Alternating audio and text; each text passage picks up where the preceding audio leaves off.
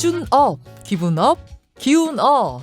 여러분께서는 지금 뉴스의 새로운 기준을 만드는 방송 김종대의 뉴스업을 듣고 계십니다. 저는 출근길의 동반자 김현정의 뉴스쇼 김현정입니다.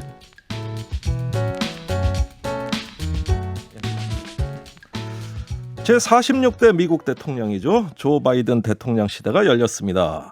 취임식 주제가 하나된 미국입니다. 그런데 분위기가 사뭇 달랐어요. 코로나19 대유행에 무장 시위 우려까지 커지면서 굉장한 긴장감 속에서 취임식이 진행이 됐습니다. 오늘 미국 국내 정치의 정통한 분입니다. 하상흥 서강대 정치외교학과 교수와 함께 미국 바이든 시대 어떻게 흘러갈 건지 전망해 보겠습니다. 하 교수님 어서 오세요. 예, 안녕하십니까. 네, 저번에 전화 인터뷰로도 좋은 말씀 해주셨는데 네. 오늘 또 자세히 풀어주시기 바랍니다. 언제나 초호화 축제였던 미국 대통령 취임식 오늘은 뭐 거의 준전시 상황 같이 삼엄한 분위기였어요. 네. 자, 가장 인상 깊게 보신 대목은요? 가장 인상 깊게 본 게 이제 미국 대통령 취임식에 이제 항상 매번 이제 시인이 등장해서 시를 읊는 그런 이제 장면은 없는데요. 예. 예, 이제 예전에 이제 케네디 대통령 때, 그다음에 클린턴 대통령 때, 오바마 대통령 때, 그리고 요번에 이제 바이든 대통령 취임식 때 이제 시를 읽는 이제 시인이 등장을 하셨는데, 네. 예, 요번에 이제 아만다 골만이라는 이제 22세의 흑인 여성, 예, 저도 젊은 봤습니다. 시인이 이제 참 감동적인 시를 읊었던 게 가장 감명 깊은 장면이었습니다. 네, 그 장면을 보니까 이렇게 손짓 온몸으로 막 시를 표현하는데, 저는 거의 뭐 홀렸다 그럴까? 예, 아니 너무 좋았어요. 예. 참 인상 깊은 장면이었습니다. 예. 네, 그리고 바이든 대통령도 대통령 취임식에만 10번 넘게 참석했다고요? 네. 근데 오늘은 진짜 본인이 주인공이 됐네요. 그렇죠. 예. 그러니까 사실 88년하고 2008년에 대통령에 도전했다가 실패하고, 예. 그리고 이제 부통령 8년 하고 나서 이제 더 이상 정계에 들어오지 않을 거라고 생각을 했는데 이제 78세의 나이로 지금 대통령에 당선되어서 어제 취임식을 했으니까 많은 생각을 했을 것 같습니다. 저는 김대중 대통령 취임식이 생각나더라고요. 국난 상황에서 고령의 대통령이 그렇죠. 당선되는 국민에 대한 호소 이런 모습이 97년 당시를 떠올리게 하고 가슴이 뭉클했습니다. 자, 그러면은 여기서 잠시 미국 현지 연결하고 가겠습니다. 뉴저지에 거주 중인 박상영 칼럼니스트 연결돼 있습니다. 박 선생님 안녕하세요. 네, 안녕하세요. 네, 미국 지금 몇 시입니까? 지금 5시 반이 돼가고 있습니다. 그렇군요. 새벽입니다. 예, 새벽이요. 네. 자, 취임식 앞두고 워싱턴 일가의 긴장감과 불안감이 상당하다고 들었습니다. 상대적으로 네. 그런데 잘 치러졌어요. 분위기 어땠습니까? 네, 사실 청중들은 전혀 참석할 수 없는 상황이었고요. 굉장히 아주 소수만 참여했고, 대신에 이제 군병력이 한 2만 5천 명이 투입됐기 때문에. 25만 명이라 그러셨습니까? 제가 2만 5천 명이요. 2만 5천 명이요? 예. 네. 그래서 축제 분위기하고는 좀 거리가 멀었지만은 대신에 온라인에서 굉장히 화제가 많이 되었죠. 예. 자, 온라인에서 가장 뜨거웠던 반응을 불러일으킨 대목은 무엇이었습니까? 네, 취임식에서. 가수가 레이디 가가나 제니퍼 로페즈 같은 정상급 연예인들이 참여를 했는데요. 축가를 불렀는데 국가를 부르고요. 근데 4년 전만 해도 트럼프 대통령 취임 때 연예인들이 참여를 거부를 하는 바람에 급이 많이 낮아졌었거든요. 근데 이번에는 굉장히 최정상급 연예인들이 참여하면서 분위기가 많이 좋아졌죠. 예. 그러니까 4년 전에 스타일 구겼는데 이번에는 그래도 제법 분위기가 나왔네요. 그렇죠. 예, 바이든 행정부 출범에 대한 트럼프 대통령의 지지자들 반응이 가장 궁금합니다. 우리 언론에서는 QAnon도 트럼프를 지웠다 이런 뉴스가 나오고 있거든요. 예, 어떻게 보십니까? 우선 지금 지지자들 지난주에 나온 조사로 보면은 공화당 지지자들 중에서는 한 77%가 이번 선거에 부정이 있었다고 생각을 하고 있고요. 한 절반 정도는 아직도 바이든이 부정 선거로 당선됐다고 생각하고 있습니다. 예. 그래서 공식 기관에서는 이번 선거가 역대 선거 중에서 가장 잘 관리된 투명한 선거였다고 발표를 했는데 트럼프 지지자들은 아직도 가짜 뉴스를 더 신뢰를 하죠. 다만 지난 그 6일날 사태 이후에 그 의회 침입 사건 이후로 FBI가 굉장히 열심히 조사를 하고 체포를 하고 있는 중이었기 때문에 아직 눈에 띄는 시위나 이런 거는 보이지 않고 있고 우선 잠시 동안은 일단 몸을 사리고 있다고 하는 보도가 많이 나오고 있습니다. 아, 그러니 일시적으로 숨죽이고 있다고 보시는 거군요. 그렇죠. 아하. 자, 트럼프 대통령 그 취임식에 불참하고 이른바 셀프 환송식을 열었거든요. 그리고 핵가방도 가져가 버렸어요. 예, 이런 상황에 대한 현지 반응 어떻습니까? 네, 우선 언론에서는 트럼프에 대한 보도를 많이 줄이고 있습니다. 눈에 띄게 줄이고 있고요. 그 바람에 사실 뭐 트럼프가 전달하는 메시지도 뭐 SNS로도 전달이 안 되고 있고, 그래서 일단 조용해졌는데 핵심은 트럼프의 다음번 행보가 어떻게 되느냐겠죠. 우선 지금 플로리다에 있는 마라라고 자기 집으로 돌아갔는데 아직까지 특별한 그 이후의 이야기가 없기 때문에 앞으로 트럼프가 어떤 행동을 보일지를 사람들이 지금 주목하고 있습니다. 아, 그렇군요.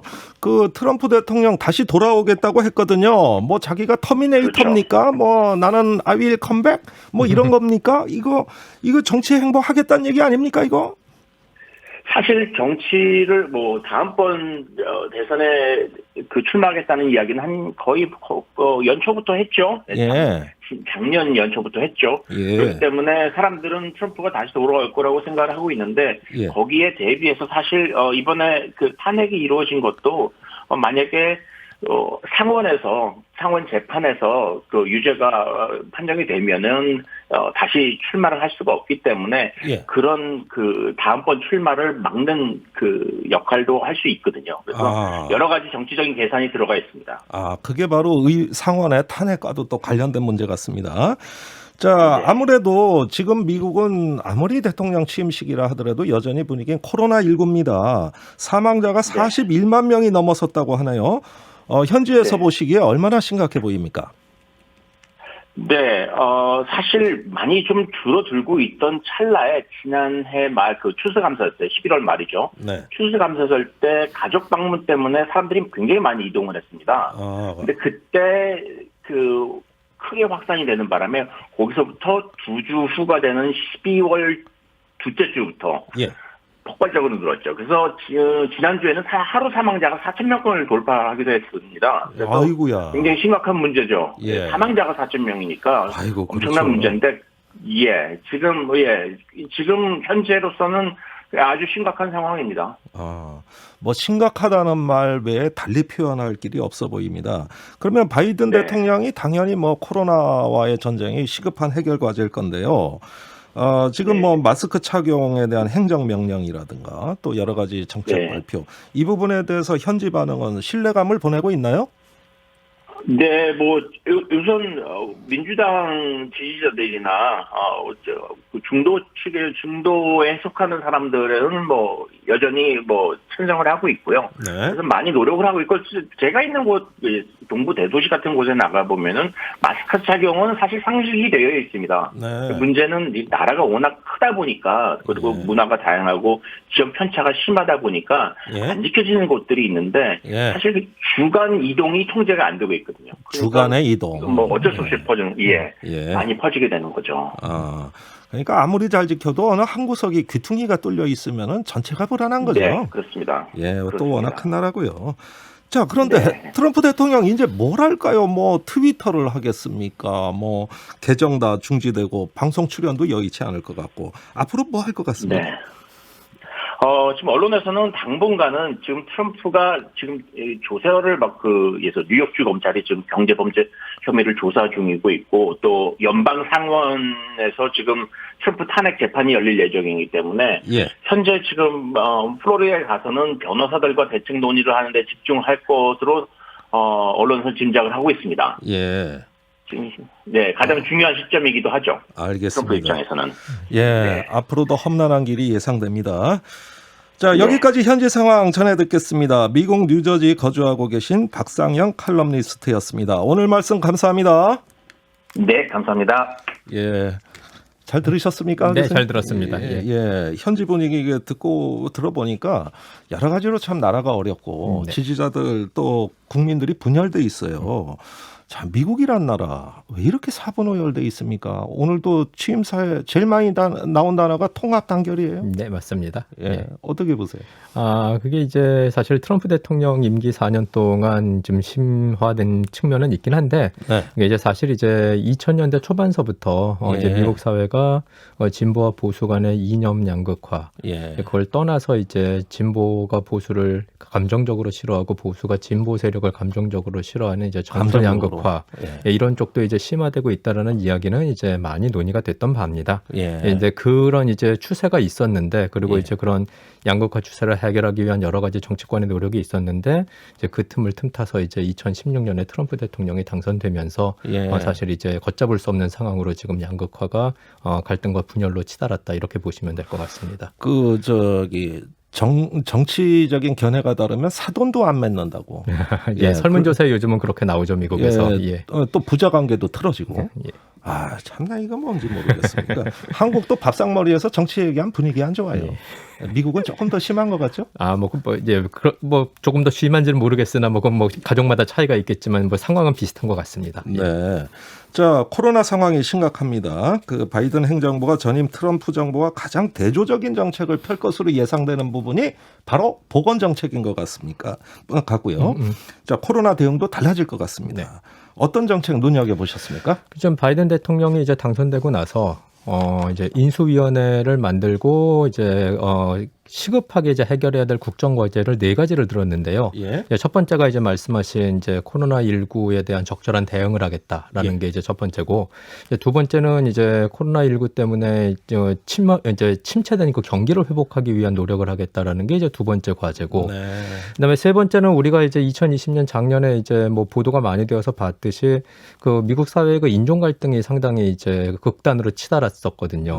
그래서 이제 그 인종 간 그 불평등 문제를 좀 제도적으로 해결할 노력을 해야 되겠다. 이게 세 번째 국정 과제고, 그다음에 이제 네 번째 국정 과제가 이제 그 기후 변화에 대한 대응. 그래서 이제 국내적으로도 대응을 하고, 그다음에 이제 국제적으로 다시 이제 그 국제 기구라든가 아니면 국가 간 협력에 이제 적극적으로 개입을 해서 기후 변화에 대처를 하겠다라는 게 이제 네 번째 국정 과제. 이렇게 이제 정해놨습니다. 그렇군요. 그러면은 여기서 또 anything but 트럼프, 이런 단어가 나올 법도 합니다. 결국은 트럼프 지우기는 비단 얘기하신 네 분야뿐만이 아니라 어떤 국정 전반에서 다 앞으로 표출이 되겠죠? 그러니까 이제 그게 참 문제인 게, 이제 말씀하신 대로 이제 그 바이든 대통령이 취임 연설에서 이제 화해와 통합, 이제 통합을 강조를 하고, 나는 이제 모든 미국 사람들을 위한 대통령이 되겠다라는 걸 엄청나게 강조를 했는데, 근데 이제 사실 그 미국을 재건하기 위해서 지금 필요한 것들 중에 가장 중요한 거라고 생각하는 게 이제 트럼프가 만들었던 잘못된, 이제 민주당 입장에서 봤을 때 잘못됐다고 생각하는 정책들을. 대표적으로 어떤 겁니까?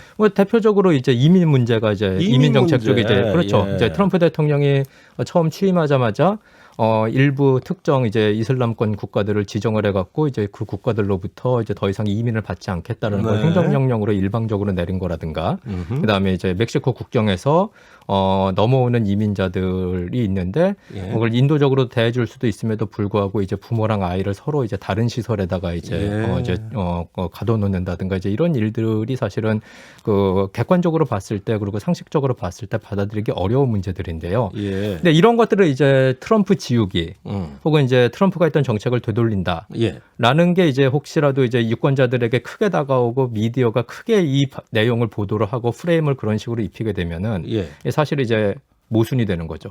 통합에. 그렇죠. 그러니까 트럼프를 지지하는 사람의 입장으로 봤을 때는 저 대통령이 정말 통합의 대통령이 맞냐. 트럼프에 대한 앙심을 품고 계속 4년 동안 했던 걸 뒤집는 것만 하는 거 아니냐. 이렇게 되면 사실은 그 통합을 실현하기는 상당히 어려울 수 있다는 문제점이 있습니다. 그 점은 바이든 대통령의 정치적 입지가 쉽지 않다는 이야기로 저는 들려요. 그렇습니다. 자, 그러니까 공화당하고의 협력 문제가 이 취임 첫날부터 문제입니다. 사실은 1호 법안으로 이민법 개정하겠다고 한 거 공화당에서는 벌써 반대하겠다는 것이죠.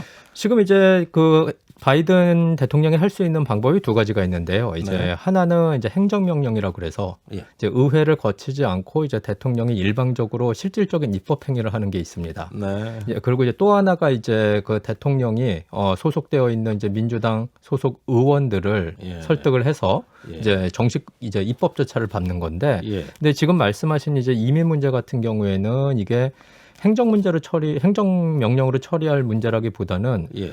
이제 의회에서 지금 본격적으로 법을 만들어서 처리해야 된 부분이에요. 왜냐하면 너무 이제 사실은 2000년 초반 때서부터 이제 있었던 문제들이 많이 누적돼 있는 큰 이슈이기 때문에 예. 이건 이제 대통령 혼자서 이제 결정을 내려버리면 사실 그 반발이 훨씬 심할 거기 때문에 예. 이제 정식 이제 루트를 밟아서 의회를 거쳐서 갈 것 같은데 예. 말씀하신 대로 이제 트럼프식의 이민 정책을 지지하는 공화당 정치인들의 반발이 있을 것 같고요. 예. 이제 그와 더불어서 지금 의회에서 문제가 되는 게 뭐 보도에도 나왔지만은 지금 경기 회복을 위해 가지고 우리나라 돈으로 한 뭐 그 2천조 원, 2천조 원. 예, 그 정도를 네. 이제 풀겠다라고 했는데. 사실 이제 그 돈을 푸는 권리는 의회에 있거든요. 이제 그렇죠. 예, 그래서 이제 의회 허가를 받아야 되는데, 근데 그 문제에 있어서도 사실은 이제 뭐 재정 건정성을 따지는 이제 공화당 의원들 같은 경우에는 그거 너무 많이 쓰는 거 아니냐 이런 식으로 해서 예. 발목을 잡을 가능성이 있죠. 트럼프도 한때 뭐 화끈하게 쓰겠다 이랬던 대통령인데 네. 공화당은 또 다른 입장이 이거 조금 머리가 복잡해집니다. 네. 자. 지금 트럼프를 그럼 어떻게 처리할 것이냐 문제가 또 관심사가 될 수밖에 없어요. 지금 말씀하신 건 통합 위배될 수 있다는 말씀이시거든요. 예. 그 저번에 저희 방송하고 그 전화로 하 교수님 인터뷰하실 때 탄핵도 그런 면에서 좀 조심스럽다. 네. 이런 말씀을 하셨거든요. 네네. 그러면은 공화당과 트럼프 이 관계는 계속 간다고 또 이걸 용인하고 방치해야 되는 겁니까? 그게 이제 사실 공화당 정치인들의 입지에 따라 다를 것 같은데요. 그러니까 이제 사실은 이제 트럼프 대통령 4년 동안은 이제 공화당 정치인들이 뭐 일사불란하게 트럼프를 지지하는 것처럼 보였습니다. 이제 몇몇 사람들을 제외하고는. 예. 근데 이제 문제는 아까 이제 그 미국에 계신 특파원 선생님께서도 말씀하셨다시피 여론조사를 보면 아직까지 트럼프를 지지한다는 유권자의 비율이 꽤 높아요. 저는 참 그게 이해가 안 가는데 현실이군요. 예, 현실입니다. 예. 그래서 뭐 지지율이 29%까지 지금 떨어진 상태에서 대통령을 그만두긴 했는데, 근데 이제 공화당을 지지하는 여론조사 응답자만 놓고 봤을 때는 뭐 65%가 부정선거로 바이든이 당선됐다라고 생각하고 있고, 뭐 이제 여전히 이제 트럼프가 2024년에 다시 정계로 복귀해야 된다라고 생각하는 사람들이 이제 공화당 지지 유권자의 과반수가 넘고 지금 이런 상황이거든요. 근데 이걸 사실을 가장 민감하게 받아들이는 사람들이 당연히 이제 그들을 유권자로 두고 있는 공화당 이제 국회의원들이겠죠. 아니 전 29%라는 거에 대해서 좀 여쭤보고 싶은 게 우리 박근혜 대통령 탄핵 처리될 당시에 지지율 4%였거든요. 그렇죠.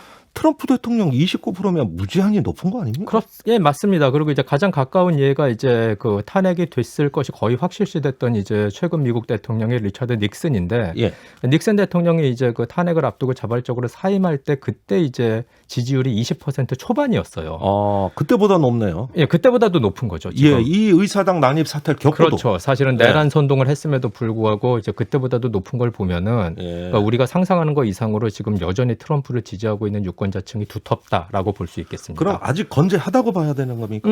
지금 상황으로는 그렇게 볼 수밖에 없을 것 같습니다. 건재하다. 트럼프는 건재하다. 그러면 그걸 트럼프도 알고 있을 테니까. 당연히 알고 있겠죠. 알고 있을 테니까 이런 흐름을 에너지를 계속 이어나가기 위해서 뭘 할 것 같습니까? 그러니까 지금 이게 사실 본인은 이제 트럼프 본인은 돌아오겠다는 이야기도 하고 그리고 이제 돌아오겠다라는 게 사실은 이제 2024년 사실 대통령을 한 번 한 사람인데 뭐 예를 들어서 뭐 주지사 선거에 나온다든가 국회의원 선거에 나온다든가 이러진 않을 거 아니에요. 그러니까 대통령을 한 번 해본 사람이면 다시 이제 도전하면 대통령에 도전을 할 텐데 이제 이게 법률적으로 허락이 된다면은 이제 그걸 목표로 해서 지금 뭐 준비를 하지 않을까 싶은데 이제 아까 그 미국에 계신 분이 말씀하신 대로 지금 넘어야 될 산들이 있죠. 우선 탄핵이라는 걸 넘어야 되고 이제 두 번째로는 지금 뉴욕주의 이제 검찰이 그 세금 포탈 혐의로 지금 그 트럼프를 기소할 생각으로 지금 조사를 하고 있는 게 있는데 이제 그걸 넘어가야 사실 이제 트럼프의 이제 그 정치인으로서의 미래가 보장되지 않을까 이렇게 생각을 합니다. 네, 그런 어떤 산이 있다는 건 알겠는데요. 네. 트럼프가 진짜 하고 싶은 거는 지금 외신에 보면은 창당을 하겠다. 아니 이 양당 정치 나라에서 네. 제3의 세력을 예. 만든다. 그럼 뭐 애국당을 창당한다. 이런 얘기도 나오고요. 또 뭐 보시기에 방송국을 만든다. 이런 얘기도 하시는 것 같아요.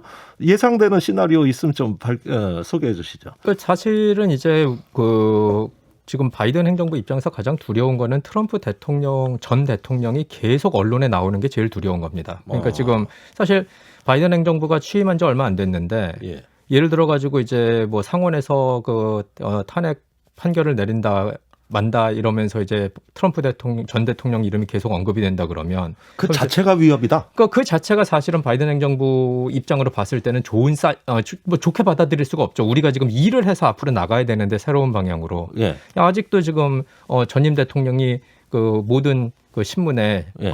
천면을 장식하고 있는 상황이면은 사실 현직 대통령이 기분 좋을 리가 없죠. 그 상황이. 아, 예. 저도 최근까지 외신 들어가 보면은 사실 코로나하고 트럼프 얘기밖에 없어요. 예. 바이든 대통령 취임할 때까지 뉴스량은 오히려 바이든보다 트럼프가 더 많아요. 예. 그러니까 그것은 그 존재감 자체가 위협일 건데 예, 그렇죠. 폭스뉴스 같은 데서 계속 뭐 할 수도 실어주고 있죠. 예. 이러면은 그 존재감은 사라지지 않을 것 같은데. 예. 그래서 이제 사실 이제 바이든 행정부 입장에서 봤을 때 이제 가장 좋은 시나리오는 예. 언론의 그 스포트라이트를 받지 않으면서 이제 트럼프가 조용히 물러나 주는 게 제일 이제 바람직한 거라고 볼 수 있겠죠. 그래야 이제 좀 여유를 가지고 이제 민주당 그다음에 이제 바이든 행정부가 생각하고 있었던 정책들을 펼 테니까요. 예. 예, 이제 그게 문제인데 이제 말씀하신 대로 트럼프가 정계 복귀할 가능성을 열어놓고 있고, 그다음에 뭐 트위터라든가 이런 SNS가 지금 다 끊긴 상태이긴 하지만, 네. 뭐 그렇다고 해서 완전히 이제 트럼프의 입을 막을 수 있는 건 아니죠. 뭐 예. 이제 보수적인 그 입맛에 맞는 라디오 프로그램에 정기적으로 나와서 자기 얘기를 할 수도 있는 것이고, 예. 뭐 본인이 방송국을 만들 수도 있는 것이고, 돈이 많은 사람이니까. 네. 이제 이런 식으로 정치 활동을 재개하게 되면은 사실 이미 두터운 지지층이 있는데 그 두터운 지지층을 결집할 수 있는 그런 알겠습니다. 예, 그러면은 힘을 쓸수 있을 것 탄핵안은 어떻게 처리될 것 같습니까? 그러니까 이게 이제 해도 문제고 안 해도 문제인 게 이제 만약에 탄핵을 하게 되면은 예. 그럼 이제 그 하는 과정에서 말씀드린 대로 이제 지금 미국 정계의 핵심 뉴스가 바이든 행정부의 새로운 정책이 아니라 이제 트럼프의 탄핵이 되니까 아직도 그러니까. 예, 그렇죠. 이제 예. 그게 문제가 있는 거고. 근데 그렇다고 탄핵을 추진하지 않자니 트럼프가 사실은 저지른 일이 좀 너무 심각한 일이죠. 이제 내란을 선동한 일이기 때문에 예. 이거는 사실 헌법에 대통령 탄핵 사유에 명확하게 적혀 있는 내용과 일치하는 거라 예. 이걸 또 그냥 넘어가기에는 좀 무리가 있습니다. 다만 지금 민간인 상황인데 탄핵을 할 수 있냐 이거 관련된 좀 법적인 논쟁은 있는 것 같습니다. 네. 결국은 논란은 계속된다. 네. 예. 그 원래 하 교수님 정치 심리 전문가시죠? 아니 뭐 원래는 그렇습니다만 유권자의 예, 예. 정치 심리입니다. 정치인의 정치 심리는 아니고. 아니 그래서 네네. 여쭤보는 건데요. 네. 이건 트럼프 얘기가 아니라 네네. 그 트럼프를 지지하는 29% 네네. 어떤 국민들이냐. 예. 예, 그분들을 보면은 정말 이해가 안 가고 놀랐거든요. 근데 이제 그걸 좀 분석해 주세요. 뭐 이제 사회학적으로 보통 이제 해석을 하시는데요, 사람들이. 그럼 이제 뭐냐면 이제 누구냐 그러면 이제 네 가지 조건을 만족하고 있으면은 트럼프를 지지할 가능성이 상당히 높다 이렇게 이야기를 해요. 그 이제 예. 네 가지 조건이 이제 백인, 시골 혹은 쇠락한 공업지에 대해 사는 사람들, 예. 그다음에 고졸, 예. 그리고 이제 독실한 개신교 신자. 어. 그래서 이제 그 각각이 아니라 예. 네 합쳤을 가지를 때. 다 만족하는 사람이면은 그럼 이제 트럼프 대통령을 지지할 가능성이 높다 이렇게 이야기하는데 예. 그럼 이제 그걸 어떻게 설명을 하냐 하면은 지금 말씀드린 그 네 가지 조건들을 보시면 예. 이게 한때 미국의 주류였던 사람들이죠. 백인 주류죠. 네. 그다음에 도시보다는 사실은 이제 시골 지역에 이제 튼튼한 그런 그 나름대로의 소규모 커뮤니티를 만들면서 이제 자유롭게 활동을 했던 것이 미국 사람들이고 예. 개신교 미국이 국교가 없긴 하지만은 이제 그 개신교가 미국을 상징하는 예. 이제 대통령 취임식에서도 성경 들고 나와서 거기서 선서하고 이런 걸 보면 알 수 있는 거고 예. 예, 그리고 이제 마지막으로 고졸로도 사실은 좋은 직장을 얻었죠. 예. 근데 지금 문제는 이들이 전부 예. 비율이 줄어들어요. 음흠. 그러니까 한때 주류였는데 이제 더 이상 주류가 아닌 거죠, 미국에서. 네. 네. 그러면은 상실감 같습니다. 그렇죠. 그런데 예. 이제 그 자기가 주류였는데 주류가 아닌, 그러니까 내가 가지고 있었던 주류로서의 지위가 위협받는 그 상황을 가장 잘 이용을 한 게 트럼프 대통령이었던 것이고. 네, 이번에 의사당 난입한 그 인물들 보면은 올림픽 금메달리스트도 있고 뭐 전직 공무원, 군인, 엘리트도 많아요. 예, 많습니다. 그 개인적으로 근데 전 평균적으로 봤을 때 그렇다는 평균적으로, 얘기죠. 그렇죠. 그렇다는 이분들이 그 한때 주류였는데 이렇게 비주류로 된 어떤 그 변곡점은 언제라고 보십니까? 우선은 이제 그 백인들의 비율이 주는 건 당연히 이제 이민 문제랑 관련이 있죠. 네. 예, 그래서 지금 이제 인구학자들의 추산에 따르면은 2044년 혹은 45년에 네. 백인이 이제 비백인보다 비율이 줄 거다라는 그런 이제 예측을 하고 있을 정도로 이제 그 사실 그 멕시코라든가 중미로부터 넘어오는 이민자들, 아시아로부터 넘어오는 이민자들의 비율이 압도적으로 많이 늘었다라는 게 사실이고요. 예. 그다음에 산업 구조 변화가 있겠죠. 이제 산업 더 이상 구조 고졸로 예. 사실 좋은 직장 얻기가 힘든 상황이죠. 알겠습니다. 예. 우리 청취자 질문이 들어왔어요. 네. 의사당에 난입한 사람들 심리는 뭡니까? 이거 앞으로도 계속됩니까? 이게 참. 아니요, 뭐 앞으로도 계속되려면 사실 그 의사당 사건의 가장 의아한 점은 네. 거기가 그렇게 그렇게 보호가 안 돼 있는 시설이 아닌데. 아니 저도 가봤어요. 예. 네. 그러니까 근데 그걸 사실 그렇게 이제 허무하게 뚫렸다는 게 사실은 전 좀 납득이 안 가거든요. 근데 이제 뭐 도와준 경비도 있다. 뭐 그런 얘기 그렇지 않고서는 참 이런 일이 벌어지기가 힘든데 이제 거기 오신 분들은 뭐 당연히 이제 뭐 공통적인 거는 이제 트럼프가 본인이 이야기하는 가짜 뉴스를 믿는 사람들이죠. 예. 자, 이번에 그 바이든 대통령 취임사 보니까 외교 얘기가 거의 없어요. 네. 99% 국내 얘기입니다. 네, 맞습니다. 자, 이렇게 국내 문제에 발목 잡힌 바이든 대통령이 그러면은 트럼프 지우고 뭐 그거 갈등 치유하고 이러다 보면은 세계 리더십을 보여줄 수 있는 여력이 이게 충분하겠냐. 이 점이 우리로서는 불안해 보입니다. 그러니까 이제 아까 말씀드린 네 가지 국정 과제를 보면은 그나마 외교 정책에 가장 유사한 게 이제 그 기후 변화에 대처를 하겠다라는 부분이거든요. 그래서 뭐 이제 파리 기후 협약에 다시 들어가고 이제 그 국제기구 WHO도 있고요. 그렇죠. 국제기구에서 좀 역할을 하겠다 이런 얘기를 하는데, 근데 이제 뭐 최근에 나온 이제 설문조사 이거는 이제 미국 조사가 아니라 이제 전 세계의 한 20개 국가를 대상으로 해서 한 조사에 따르면은 그러니까 미국 말고 다른 나라 이제 그 조사 대상이었던 나라에 살고 있는 국민들이 그러니까 주요한 이제 그 지도자들에 대한 평가를 했는데 이제 그 메르켈 그 독일 수상이 제일 높고 트럼프 대통령이 이제 푸틴 시진핑보다도 낮게 나와요 보면은 그 신뢰도가 이제 그게 이제 상징하는 바는 뭐냐면은 이제 그 바이든 대통령이 이제 미국 대통령으로 취임해서 이제 해야 될 가장 이제 뭐 본인이 생각하는 일 중에 하나는 이제 떨어진 미국의 국제 위상을 높여야 되겠다는 생각은 하겠죠. 그 생각은 할 텐데 근데 말씀하신 대로 구체적으로 외교 정책을 하나하나 풀어가기에는 지금 산적한 국내 문제가 너무 많기 때문에 그 외교 문제를 하나하나 푸는 데까지는 제가 봤을 때는 시간이 꽤 걸릴 것 같다라는 생각을 합니다. 아무리 미국이 패권국이라도 어떤 국내 정치가 외교로 연결되는 하나의 터전이거든요. 요즘 외교는 국내 정치의 연장이라고도 합니다. 근데 오늘 취임사 보니까 조금 시간이 걸릴 것 같은 네, 그렇습니다. 그런 느낌이 듭니다. 자, 미국의 상황 전 세계의 근심거리가 되고 말았습니다.